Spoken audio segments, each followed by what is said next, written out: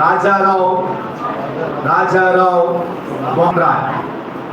రాజారావు మోహన్ రాయ్. రాజారావు మోహన్ రాయ్ ఎవరి దగ్గర నేర్చుకున్నాడు తెలుసా? William Carey. దాని గురించి మొట్టమొదట పోరాడింది ఎవరు తెలుసా? William Carey.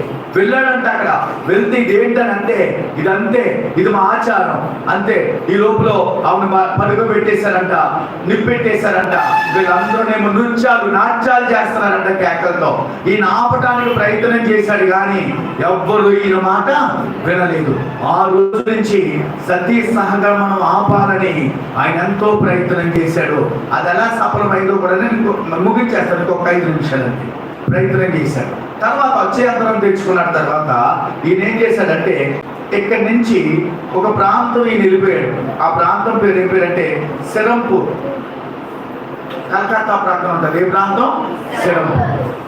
సెరంపూర్లో ఒక యూనివర్సిటీ ప్రారంభించాడు ఈయన. దాన్ని ఇప్పటికి ఏమంటారు తెలుసా? పాస్టర్ గారు మేము చదువుకున్నాం కదా, పెద్ద పెద్ద బైబిల్ కాలేజీల్లో చదివితే వాళ్ళు ఇచ్చే డిగ్రీ ఏ డిగ్రీ తెలుసా? సెరంపూర్ డిగ్రీ అంటారు భారతదేశం. ఏ డిగ్రీ? అది సెరంపూర్ డిగ్రీలో బీడీ బ్యాచులర్ ఆఫ్ డివినిటీ చేస్తే కేంబ్రిడ్జ్ యూనివర్సిటీలో ఎంఏ చదివినట్టు సమానం. సెరంపూర్ యూనివర్సిటీ డిగ్రీ పట్టుకెళ్ళి ఆక్స్ఫర్డ్ యూనివర్సిటీలో చదవచ్చు, కేంబ్రిడ్జ్ యూనివర్సిటీలో చదవచ్చు. అంత వాల్యూ. ఇప్పుడు అక్కడ గవర్నర్ గారు ఏం చేశారంటే విలియం కేరీ గారిని పిలిచి ఒక పని అప్పగించారంట. ఏంట పని అంటే, ఈ హూగ్లీ నది గురించి చెప్పాను కదా, హూగ్లీ నదిలో ఇంకో ఆచారం ఉంది. సతీ సహగమనంతో పాటుగా అప్పుడు జరిగే పనులు ఏంటో తెలుసా? ఇంట్లో ముసలోళ్ళని, జబ్బొచ్చిన వాళ్ళని, తల్లిదండ్రుల్ని చూడకుండా వీళ్ళు ఏం చేసేవారంటే పిల్లలు ఎక్కడ వదిలేసేవారు? నది దగ్గర వదిలేసేవారు. అది కాకుండా ఇంకొక ఆచారం ఉందంటే ఏంటంటే, ఎవరికైతే పిల్లలు పుట్టట్లేదో వాళ్ళు నది దగ్గరికి వెళ్ళి మొక్కుకునేవారు. అంటే పిల్లలిమ్మని. పిల్లలు పుట్టారనుకో, మగ పిల్లలు పుడితే ఓకే, ఆడపిల్ల పుట్టే వరకు ఉండేవారంట. ముందు 4 మగపిల్లలు పుట్టారనుకోండి, 5వది ఆడపిల్ల వరకు చూసేవారు. ఆడపిల్ల పుట్టగానే ఆ నదిలో పడేసేవారు, తీసుకెళ్ళి నదికి బలిచ్చేవారు.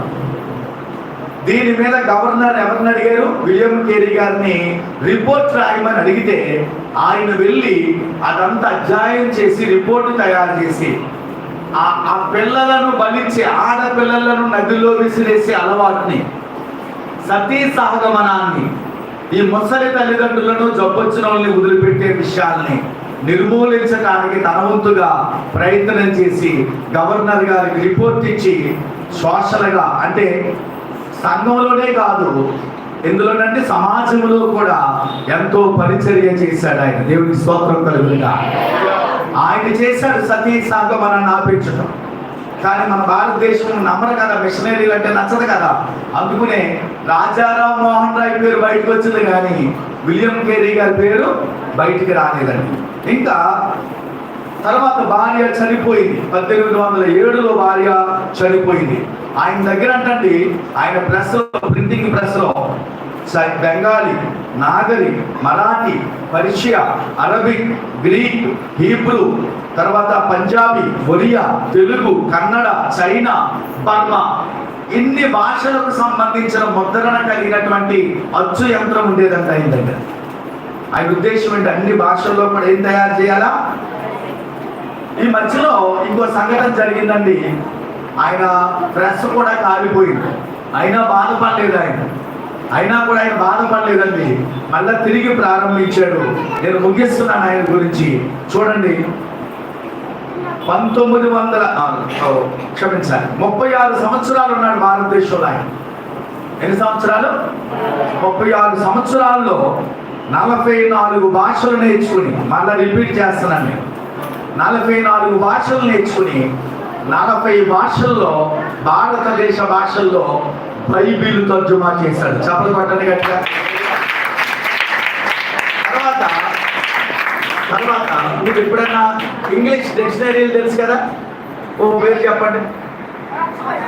ఆక్స్ఫర్డ్. ఇంకో పేరు చెప్పండి. శంకర్ నారాయణ. ఎవరు?